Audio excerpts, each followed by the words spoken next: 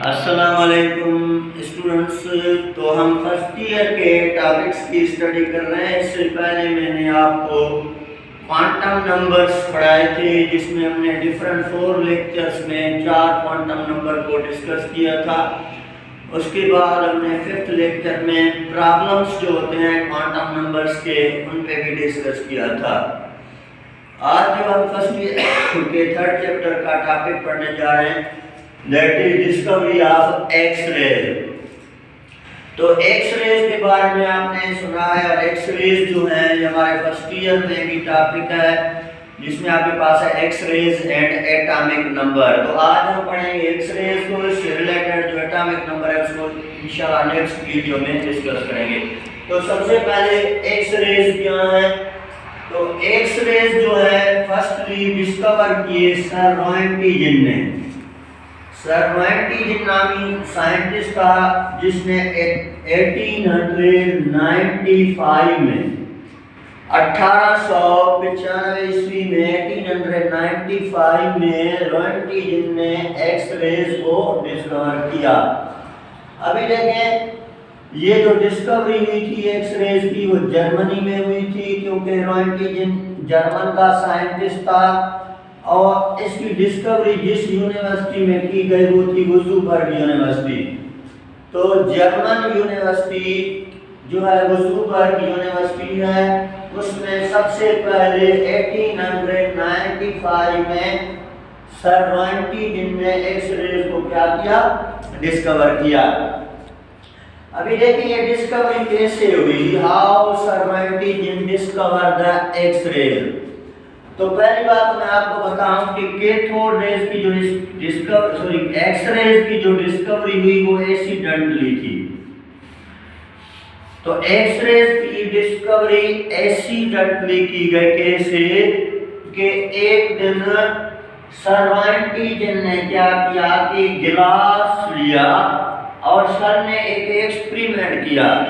अब इस एक्सपेरिमेंट का मकसद ये नहीं था कि मैं आज एक्स-रेज डिस्कवर करूंगा, लेकिन सर ने सोचा कि आज मैं देखूं कि क्या कैथोड रेज जो है वो गिलास से पास हो सकते हैं कि नहीं।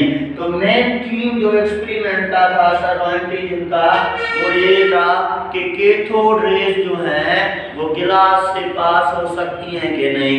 इसलिए सर ने गिलास लिया और उसके ऊपर कैथोड रेज स्ट्राइक कराए। तो सर रोएंटीजन ने जैसे ही कैथोड रेज गिलास में स्ट्राइक कराए, तो गिलास के करीब एक फ्लोरेसेंट मटेरियल था। एक हमारे पास क्या था? फ्लोरेसेंट मटेरियल पड़ा था। तो सर ने एक अजीब मंजर देखा। फ्लोरेसेंट मटेरियल गिलास के करीब था, तो सर ने एक अजीब मंजर ये देखा कि जैसे कैथोड रेज गिलास पे लगे, तो ये फ्लोरेसेंट जो मटेरियल है, इसमें खुद ब खुद एक फ्लोरेसेंस या चमक पैदा हो रही है। तो सर सोचने लगा कि मैंने स्ट्राइक की है कैथोड रेज गिलास के ऊपर, और ये फ्लोरेसेंस मटेरियल क्यों जो है खुद ब खुद चमक रहा है, इसमें क्यों फ्लोरेसेंस पैदा हो रही है। तो इस चीज पे सर ने एक्सपेरिमेंट किया कि जैसे ही कैथोड रेज गिलास पे लगे, तो फ्लोरेसेंट मटेरियल जो था गिलास के करीब वो चमकने लगा। तो सर ने कहा पता नहीं क्या गिलास से कुछ ऐसी रेज एमिट हो रही हैं जो इस गिलास में इलेक्ट्रॉन की एक्साइटेशन कराती है, जिसमें इसकी वजह से चमक पैदा होती है। तो गिलास से कुछ रेज एमिट हो रही है। उसके बाद सर ने क्या किया कि इस फ्लोरेसेंट मटेरियल को यहाँ से हटाकर इस जगह पे अपने वाइफ का हाथ रख दिया। तो सर ने फिर यही मंजर देखा कि जैसे ही कैथोड रेज गिलास से लगे, तो गिलास से कुछ रेज निकले, और उस रेज ने सर के वाइफ के हाथ का इमेज बना दिया, मींस एक्स-रे बना दिया।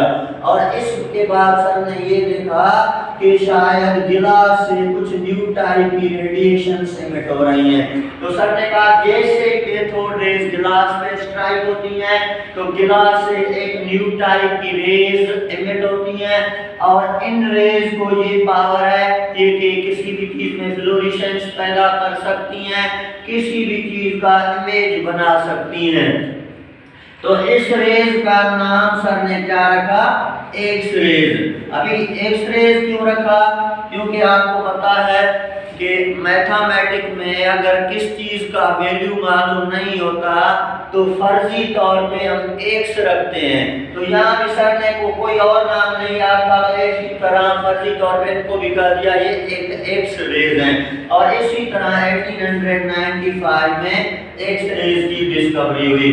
तो एक्सीडेंटली की गई डिस्कवरी और क्रेडिट किसके पास जाता है? सर वाइंटीजन के पास, जिन्होंने 1895 में। तो एक्स रेज की डिस्कवरी के ऊपर 1902 में सर को नोबेल प्राइज मिला। तो देखें एक्स रेज की डिस्कवरी 1895 में हुई और 1902 में सर वाइंटीजन को नोबेल प्राइज का इनाम दिया गया on the discovery of X raise. अभी देखिए बाबा कि ये बात भी आपको याद करनी है कि Roentgen is the first scientist of physics who got Nobel prize. अब तक तो बहुत सारे साइंटिस्टों को मिल चुका है फिजिक्स में नोबेल प्राइज, लेकिन फिजिक्स में पहला नोबेल प्राइज हासिल करने वाला साइंटिस्ट सर वाइंटीजन है, जिसको एक्स रे की डिस्कवरी पे 1902 में नोबेल प्राइज दिया गया। तो अभी देखिए एक्स रे डिस्कवर हुई तो सर वाइंटीजन ने हमें ये बताया कि एक्स रे जो इमेज बनाती हैं वो ये कि वो ह्यूमन की फ्लैश से, इंसान की गोश्त से तो पास हो जाती हैं लेकिन बोन्स से पास नहीं हो सकती। इसी वजह से जैसे ही एक्स रेज बोन से लगते हैं तो बोन से लग के वापस आते हैं। जाहिर सी बात है जब कोई भी चीज किसी चीज से लग के वापस आएगी तो उसका इमेज बनेगा। हमारा शेडो बनता है ना, हम जब लाइट पे चलते हैं, सूरज पे चलते हैं तो हमारा शेडो बनता है। शेडो क्यों बनता है? क्योंकि सूरज की रोशनी हमसे लग के वापस जाती है, हमसे पास नहीं हो सकती।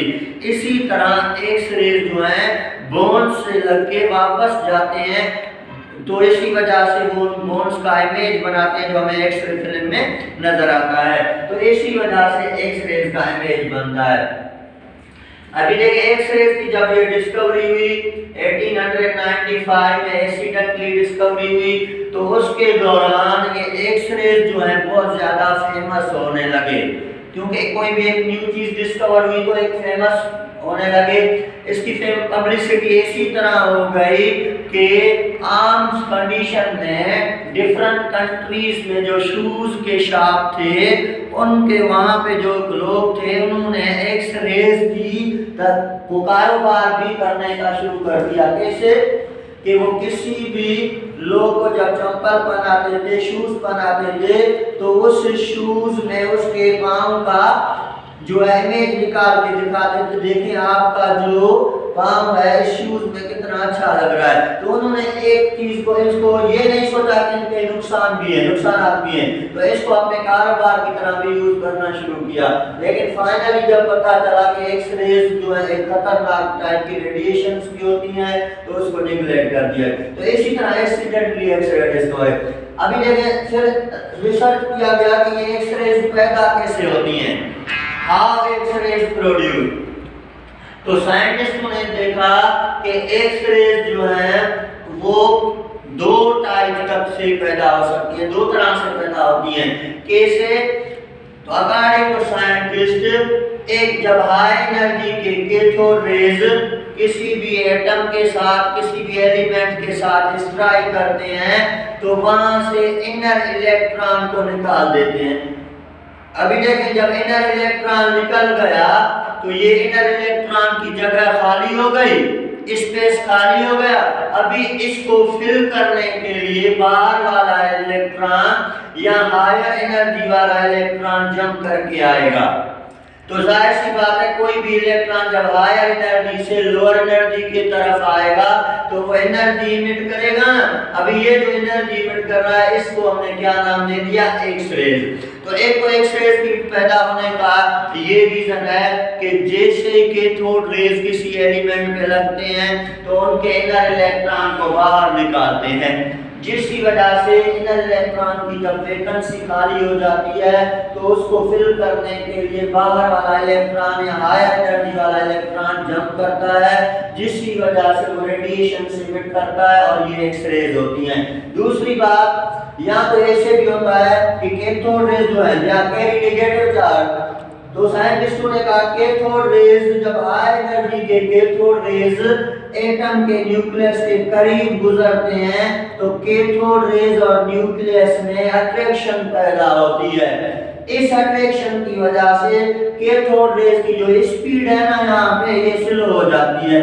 जाहिर सी बात है जब हाई स्पीड वाली चीज स्लो होने लगती है तो उस टाइम भी ये रेडिएशन इमिट करती है और इन रेडिएशन को हमने क्या नाम देना है, एक्स रेज। तो एक्स रेज दो तरह से पैदा हो सकती हैं, एक इनर इलेक्ट्रॉन को आप निकाल दो तो बाहर हायर एनर्जी वाला इलेक्ट्रॉन की वैकेंसी फिल करने के लिए आएगा, जाहिर सी बात है वो हायर से लोअर आ रहा है तो एनर्जी इमिट करेगा, दैट एनर्जी एक्स रे।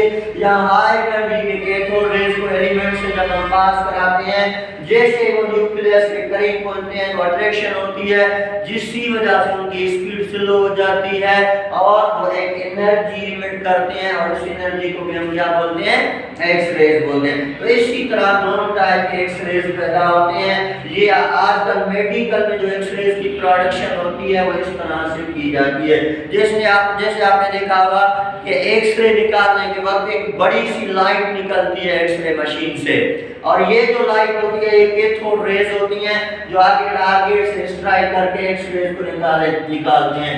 तो इसी तरह ये एक्स रेज की डिस्कवरी की गई एक्सीडेंटली, और एक्स रेज जो है फाइनली डिस्कवर कर दिए गए 1895 में बाय सर रोएंटीजन। कुछ टाइम के लिए इनको रोएंटीजन रेज भी कहा गया था, लेकिन अभी इसको फॉर्म फिर भी क्या बोलते हैं, एक्स रेज बोलते हैं। तो एक्स रेज की डिस्कवरी कैसे हुई, कैसे एक्सरे पैदा होते हैं, ये चीज आपने समझ ली। इंशाल्लाह इससे रिलेटेड अगला टॉपिक जो है